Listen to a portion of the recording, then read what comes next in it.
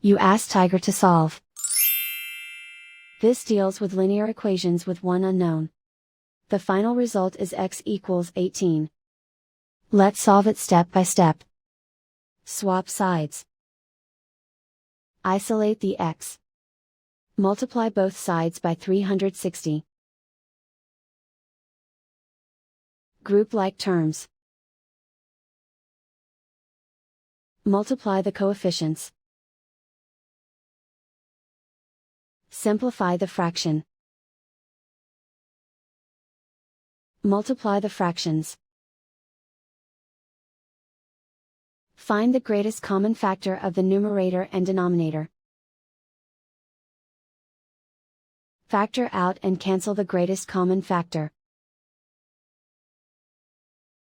And so the final result is x equals 18.